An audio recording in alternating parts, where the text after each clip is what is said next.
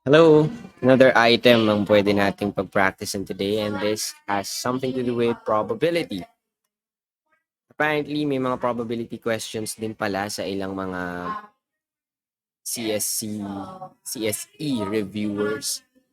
During my time, parang wala akong maalala. Pero ito ang sabi dito, a six-sided die is rolled once. Was the probability that the number rolled is an even number greater than 2? First things first, let me just unlock the difficulty for you.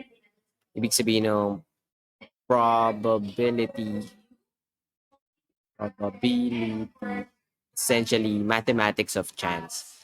So, bibigyan yan sa'yo yung chance ng isang bagay mangyari o hindi. And oftentimes expressed through fractions. So, probability of an event happening, oftentimes written as a fraction. Nakalagay dyan yung desired outcome.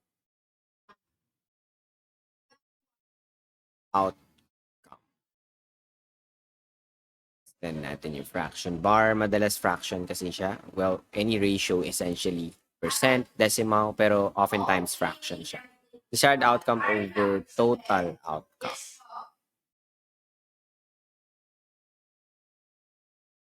So, dun sa question natin, ano daw yung probability ng number na lalabas? Pag nag-roll ka ng six-sided die, ay number greater than 2. First things first. Ano nga ulit yung mga posibleng result kapag nag-roll ka ng six-sided die?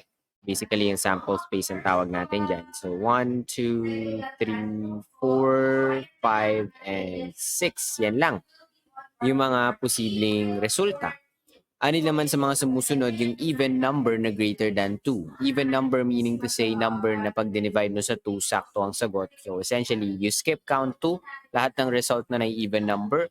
So, that would be greater than 2 ha. So, that would be 4 and 6. Dalawa lang sila. So, ano din yung ilalagay nating sagot?